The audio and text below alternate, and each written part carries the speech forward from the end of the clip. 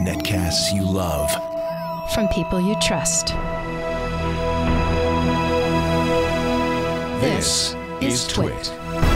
All right, we're going to move on to the big laptop.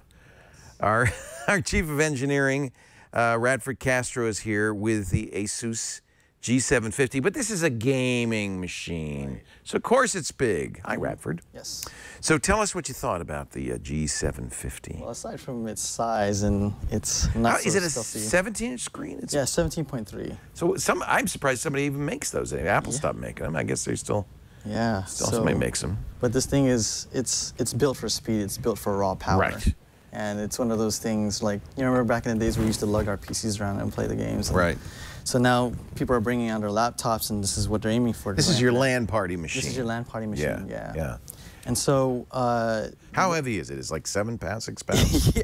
Looks like it. It feels like it's even more. Looks like a desktop replacement. Yeah. Yes, definitely. Yeah. So it's one of those things if you want to lug around and you want to do everything on it.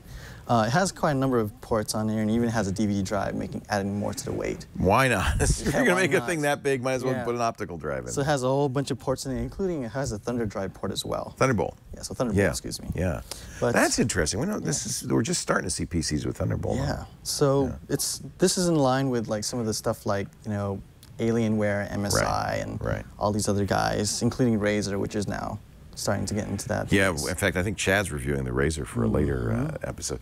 So I guess when it comes to gaming laptops, the things you care most about are speed for gaming, great keyboard and mouse combination, because that's how you control the game, and a screen that really looks good and is immersive. Yeah, how does it rate in those categories? So for the screen, we're looking at full HD, so it's 1920. So it's your standard, you know, full HD. And then you have your full keyboard, including your number pad. That's kind of funny, but I guess for some games you use that number pad. Yeah, so some people are switch-handed, and they'll, you know, they'll actually try to do, you know. No, I do that. I'm a lefty, so I do that, Okay. So it's perfect for, like, when you have the trackpad over here. It's a little bit harder if you're going to be controlling with your WASD setup and try to control. That's not ideal, is it? Yeah, so you're going to have to need a mouse when you're going to use this. But you know, if you're already carrying 6 pounds of hardware, you can carry a couple ounces of mouse. Definitely. Let's see what that screen looks like. It's touchscreen? So yeah, it's well, this one is not touchscreen. Not touchscreen. Yeah. Windows 8. Yes, Windows 8.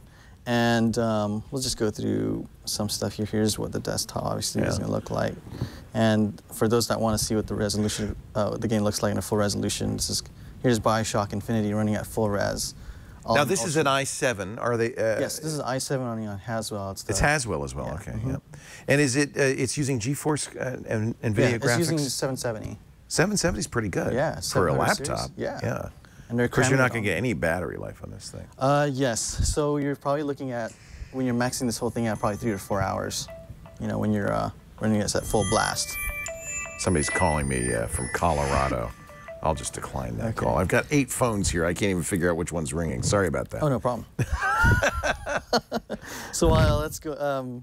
Pretty much, this is running at full blast right now. I'm not like tracking down any enemies or anything. Pretty good frame rate? Yeah, it's a very good frame rate. It looks good. And actually, the quality looks pretty good, too. The quality is great. Yeah. And, I mean, this is running at full blast.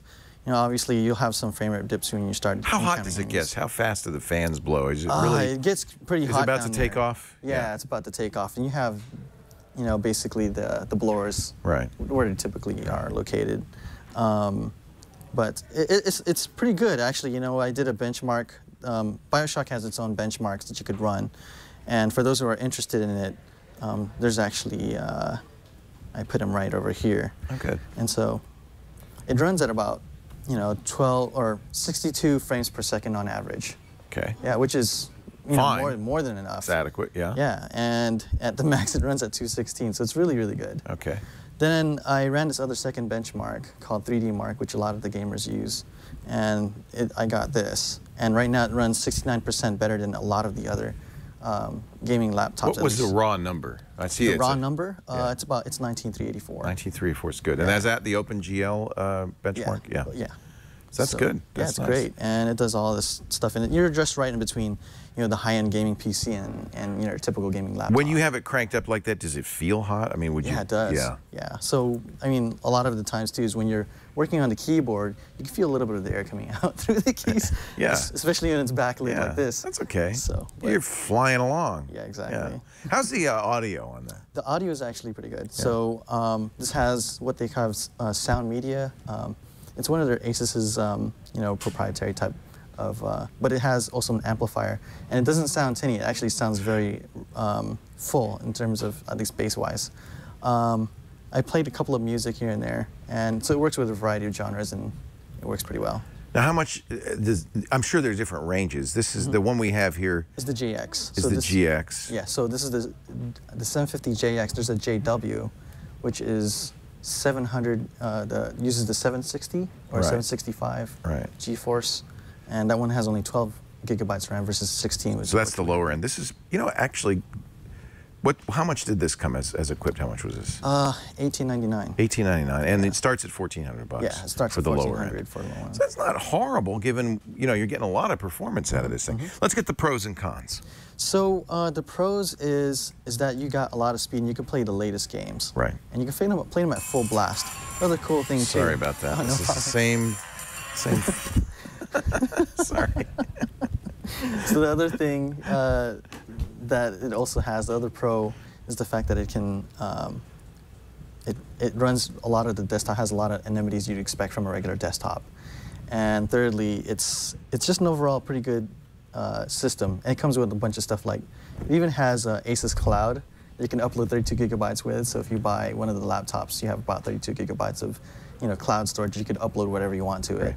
And of course you have Thunderbolt and all that good stuff. So the cons? The cons, obviously, is the weight and the size. Yeah. It's a little bit thicker profile. Yeah. So it's similar to what you see in a lot of gaming laptops. The other thing, too, is that it gets a little fingerprinty. And yeah, it has, is that brushed aluminum? Yeah, it's brushed aluminum. Even on the top kind of nickel. there. Yeah. But when you rest your hands on it, if you get a little bit sweaty. Smudges, yeah. Yeah, it's really and you're gonna if you're playing that game. Yes, definitely. Yeah. So battery life, heavy. Price is, kind of middle of the road. It's not bad given what you're getting, so I don't think that's a con. So they're going for the somewhat value-conscious PC gamer. But would you say buy, don't buy? This is a try. A try. Yeah. So. Okay, good. Yeah. Radford Castro, that's the Asus G750 gaming laptop. Looks like a fairly solid entry into a very competitive field for the gamer. And I do like the metal of it. Yes. But man, that thing's heavy. Yeah, that thing is big. Yeah. Hey, thank you, Radford. Radford Castro, in charge of engineering here at the Brick House.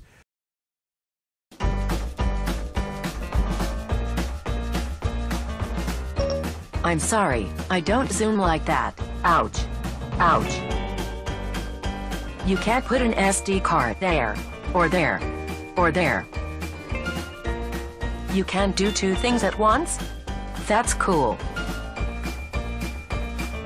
Oh, that's not cool.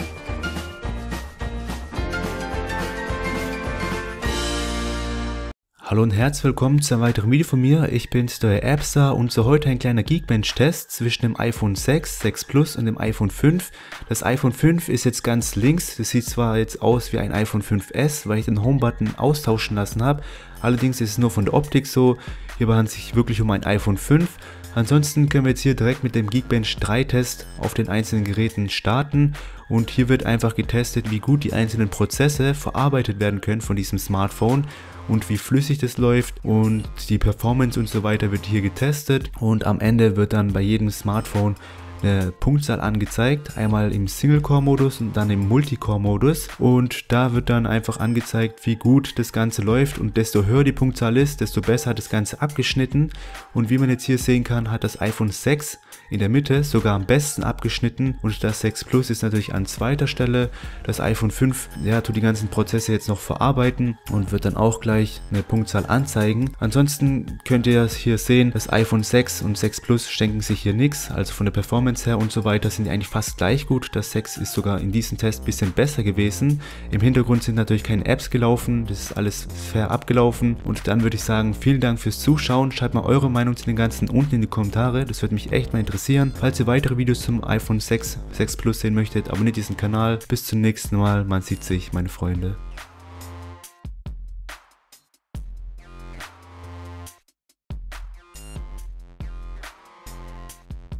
Hallo und herzlich willkommen zu einem weiteren Video von mir. Ich bin's, der Appstar, und so heute ein kleiner Geekbench-Test zwischen dem iPhone 6, 6 Plus und dem iPhone 5. Das iPhone 5 ist jetzt ganz links. Das sieht zwar jetzt aus wie ein iPhone 5S, weil ich den Home-Button austauschen lassen habe. Allerdings ist es nur von der Optik so. Hier handelt es sich wirklich um ein iPhone 5. Ansonsten können wir jetzt hier direkt mit dem Geekbench 3 Test auf den einzelnen Geräten starten. Und hier wird einfach getestet, wie gut die einzelnen Prozesse verarbeitet werden können von diesem Smartphone und wie flüssig das läuft, und die Performance und so weiter wird hier getestet, und am Ende wird dann bei jedem Smartphone eine Punktzahl angezeigt, einmal im Single-Core-Modus und dann im Multicore-Modus, und da wird dann einfach angezeigt, wie gut das Ganze läuft, und desto höher die Punktzahl ist, desto besser hat das Ganze abgeschnitten. Und wie man jetzt hier sehen kann, hat das iPhone 6 in der Mitte sogar am besten abgeschnitten, und das 6 Plus ist natürlich an zweiter Stelle. Das iPhone 5, ja, tut die ganzen Prozesse jetzt noch verarbeiten und wird dann auch gleich eine Punktzahl anzeigen. Ansonsten könnt ihr hier sehen, das iPhone 6 und 6 Plus schenken sich hier nichts, also von der Performance her und so weiter sind die eigentlich fast gleich gut. Das 6 ist sogar in diesem Test ein bisschen besser gewesen. Im Hintergrund sind natürlich keine Apps gelaufen, das ist alles fair abgelaufen. Und dann würde ich sagen, vielen Dank fürs Zuschauen. Schreibt mal eure Meinung zu den ganzen unten in die Kommentare, das würde mich echt mal interessieren. Falls ihr weitere Videos zum iPhone 6, 6 Plus sehen möchtet, abonniert diesen Kanal. Bis zum nächsten Mal, man sieht sich, meine Freunde.